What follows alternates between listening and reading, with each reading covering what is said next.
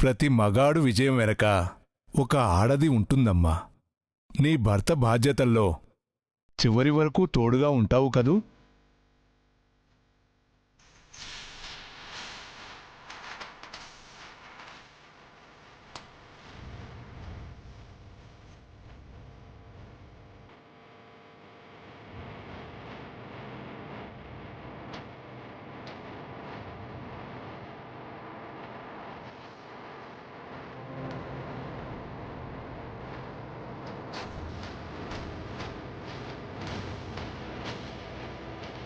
చెప్పమ్మా, తోడుగా ఉంటావు కదా?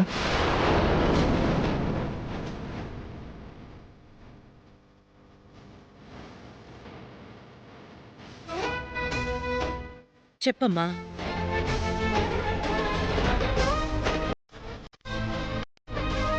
మాట్లాడడానికి మొహమాటం అయితే తలాడించండి అమ్మాయి గారు.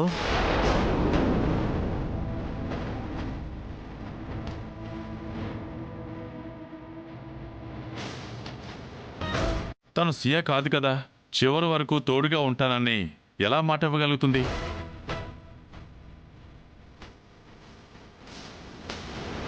చెప్పమ్మా, తోడుగా ఉంటావు కదా?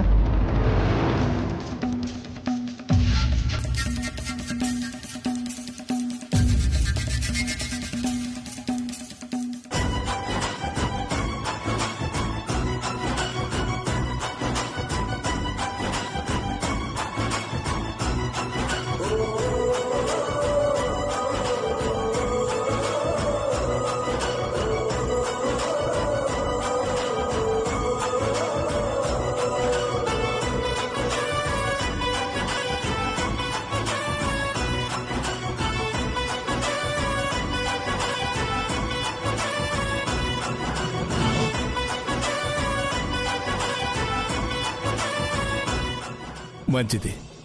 కలకాలం ఇలాగే ఒకరికొకరు తోడుగా ఉండండి. చక్కటి సంతానం కలిగి మీ వంశ పేరు ప్రతిష్టలు నిలబెడుతూ చక్కగా జీవించండి.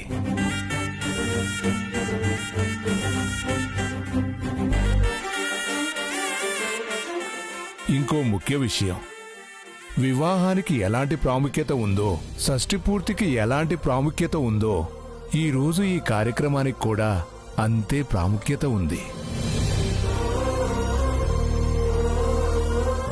ఈ పవిత్రమైన రాత్రి దంపతులిద్దరూ కలిసి సంతోషంగా గడపాలి.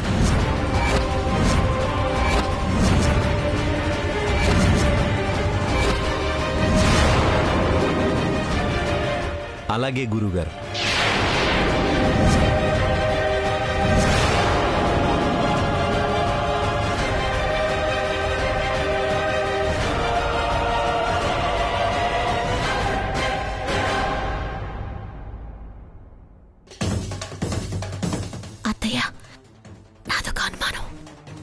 నీకు అనుమానం, నాకు ప్రాణ సంకటం.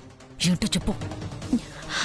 అది సియా కాదని అల్లుడు గారికి తెలుసు కదా, మరి రాత్రంతా కలిసి గడపాలంటే సరే అంటున్నారేంటి? సరే అనుకో, ఇక్కడ అందరం ముందు కాదంటాడా? పైకి వెళ్ళాక బయటకు వచ్చేస్తుందిలే. కౌశల్యమ్మ, అమ్మాయిని అబ్బాయిని తీసుకుని వెళ్ళమ్మా.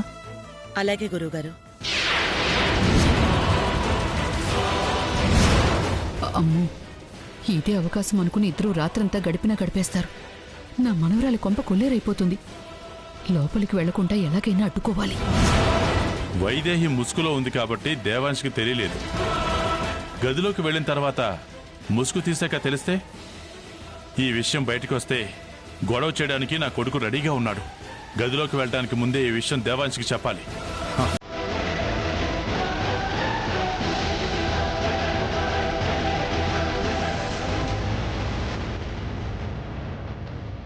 థ్యాంక్స్.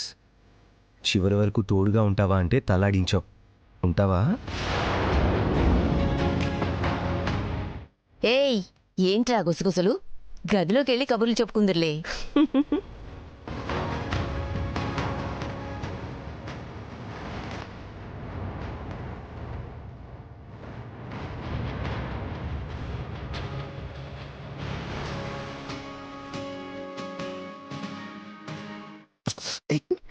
ఏయ్, జాగ్రత్త. ఏమాత్రం అనుమానం వచ్చినా దొరికిపోతాం.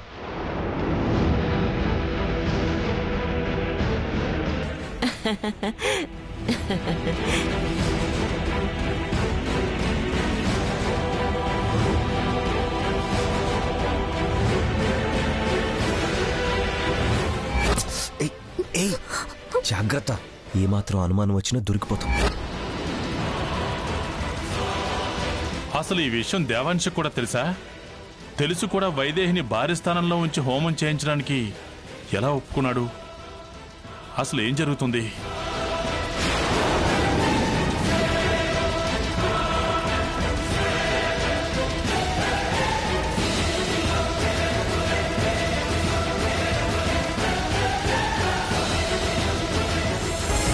ఒక్క నిమిషం అమ్మా.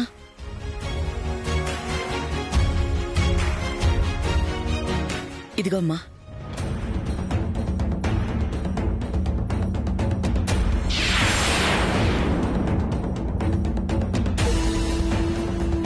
తీసుకోమ్మా. అమ్మో, దీనికి తాళాలు గుర్తిస్తుందేంటి? నా మనవరాలకి దక్కాల్సినవని దీనికి దక్కుతున్నాయి.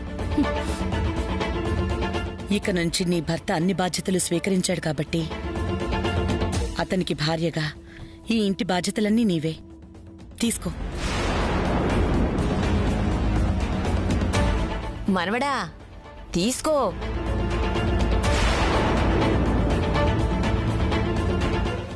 తీసుకో మనవడా. నీ భార్య తీసుకోవడానికి మొహమాట పడుతోంది. తీసుకో నువ్వు.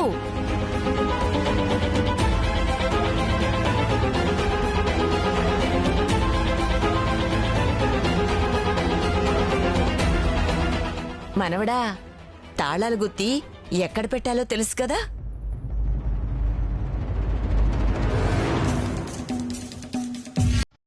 మనవడా, బుడ్లో పెట్టు. ఆ? పెట్టరా?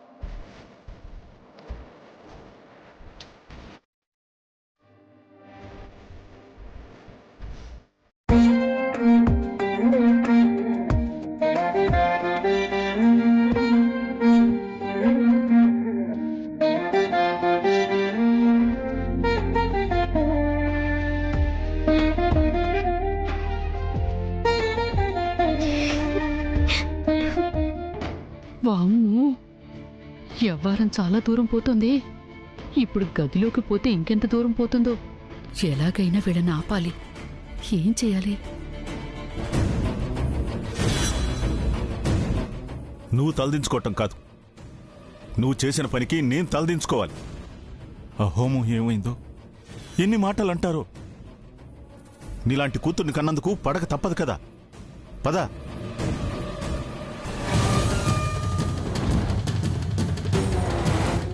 రా.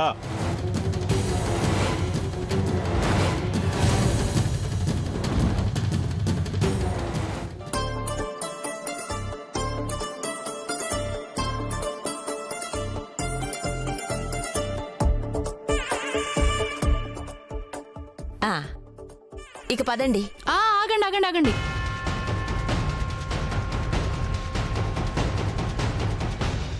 ఏమైంది వదినా?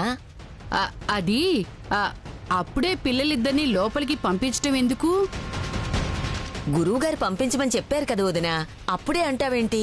అంటే ఉదయం నుంచి ఏమీ పిల్లలు తెలియదు కదా.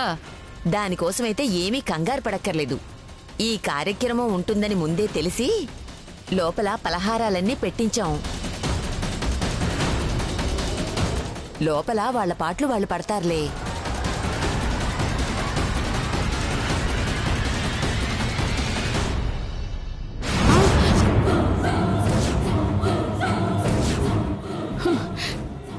కర్మ, సరిగ్గా ఇప్పుడే తేవాలా? వీళ్ళు చూస్తే అంతే.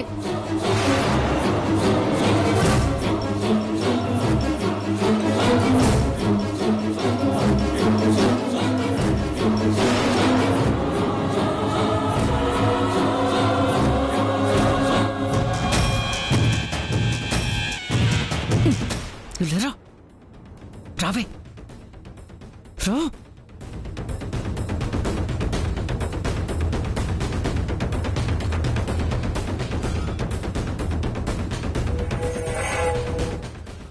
బుసై, నీకేం పోయే కాలం వచ్చింది? అంత అనుకూలంగా జరుగుతుందనుకునేసరికి కనిపించకుండా పోయావు. మళ్ళీ నీ బదులు ఆ ముదరష్టబ్దాన్ని కూర్చోబెట్టాల్సి వచ్చింది చూడు. సరే, జరిగిందేదో జరిగిపోయింది గాని ఇదిగో ఈ బట్టలు తీసేసి మంచి పట్టుచీర కట్టుకో. అందరూ వెళ్ళిపోయాక దాన్ని గదిలోంచి బయటికి లాగి నిన్ను లోపలికి పంపిస్తాను. కర్మరా బాబు, ముంబైకి వెళ్ళి సినిమా హీరోయిన్ అవుదాం అనుకుంటే మళ్ళీ ఇక్కడికి వచ్చి పడ్డాను. మళ్ళీ ఏం ఆలోచిస్తున్నావే? చెప్పింది అర్థమవుతుందా లేదా? ఆ, అలాగే పాలు కూడా ఇస్తాను. ఏ రోజైనా అబ్బాయితో తాగించు. నువ్వు తాగేకు, అర్థమైందా? ఇదిగో ఇక్కడే ఉండు, ఎవరికీ కనిపించుకో.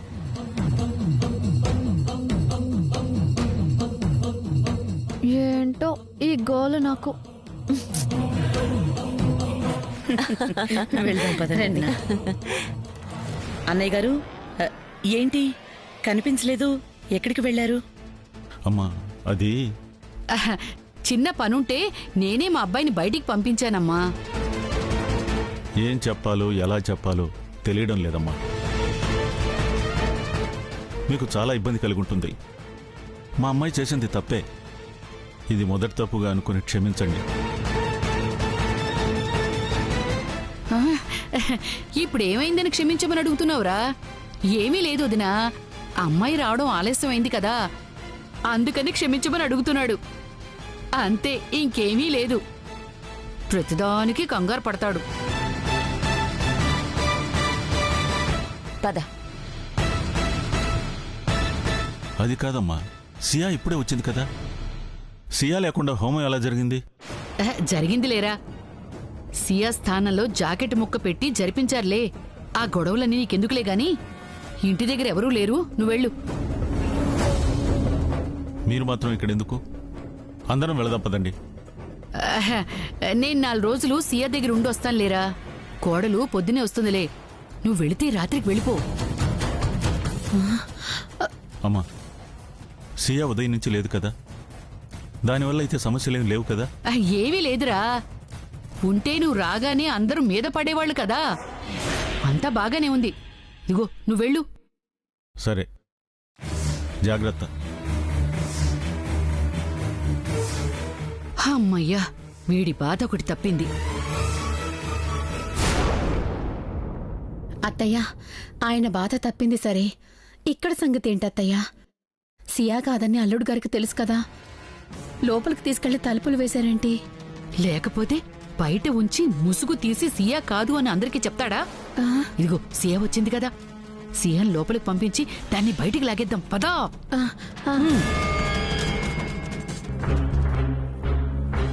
దేవాంష్కి తెలిసే ఇదంతా జరుగుతుందా? అంటే ఆ రోజు గుళ్ళో జరిగింది నిజమేనా?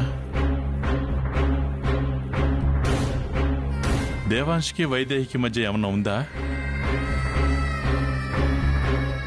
ఆ అమ్మాయిని చూస్తే తప్పుగా అనిపించట్లేదే. ఏం జరుగుంటుంది అసలు?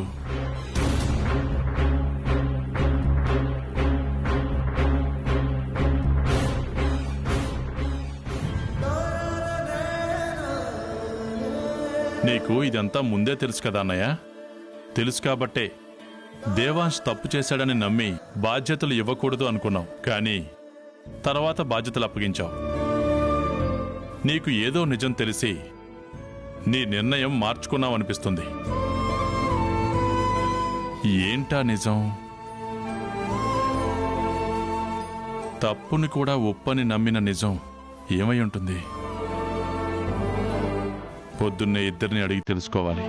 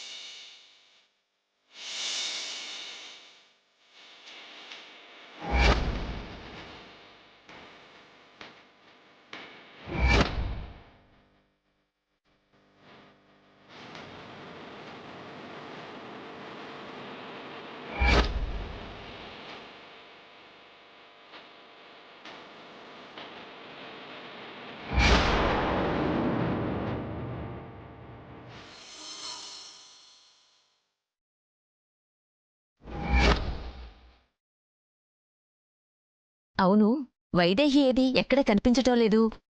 ఇక్కడే ఉంది కదా నాన్నమ్మ, ముసుగులో.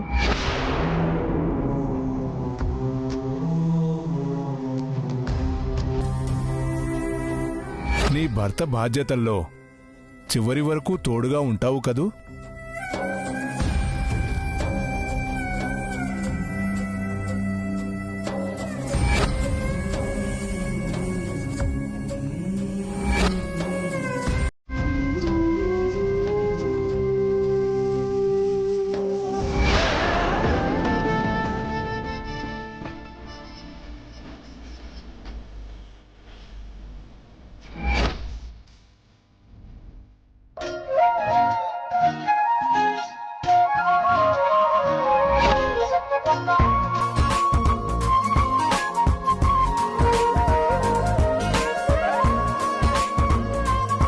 చివరి వరకు తోడుగా ఉంటానని మాటిచ్చావు.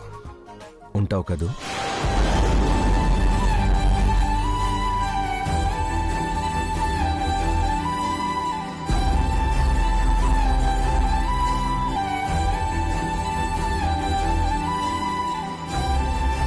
ఉంటావు కదా? ఉంటాను.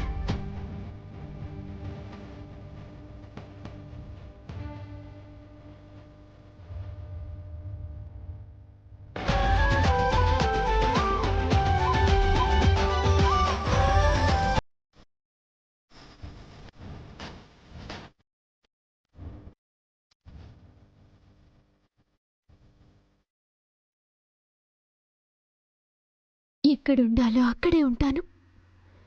ఎంతవరకు ఉండాలో అంతవరకే ఉంటాను.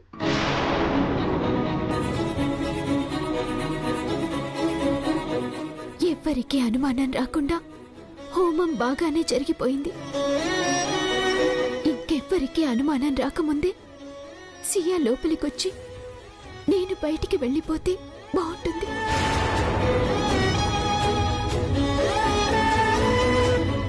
భగవంతుడు మనం కలిసి ఉండడానికి అవకాశాల మీద అవకాశాలు ఇస్తూనే ఉన్నాడు వైదేహి. కానీ నువ్వు మాత్రం దూరమయ్యే దారి కోసమే చూస్తూ ఉంటావు.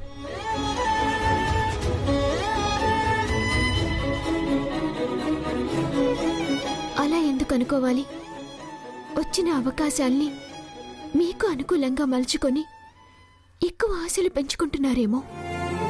ఆశలు ఎప్పుడూ ఉన్నాయి వైదేహి, కానీ నేను అనుకూలంగా మలుచుకోవడం కాదు, అవే అనుకూలంగా మారుతున్నాయి.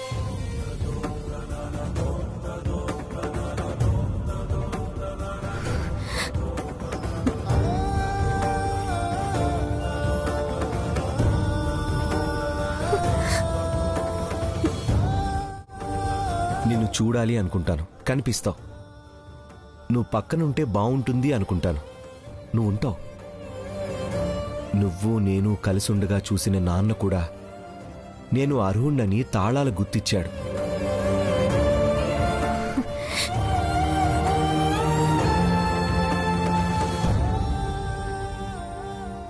అంటే నేను ఏ తప్పు చేయలేదని నాన్న నమ్మేలా ఆ దేవుడే ఏదో ఒకటి చేశాడనే కదా అర్థం. అంటే మనల్ని అంగీకరించాడనే కదా అర్థం.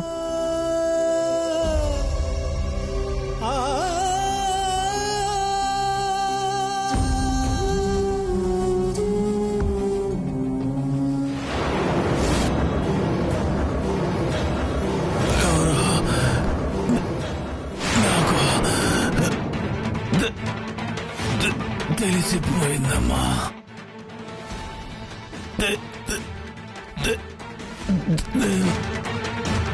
మావయ్య గారికి నిజం తెలుసు కాబట్టి అంగీకరించారు. చెప్పు, నిజమా కాదా?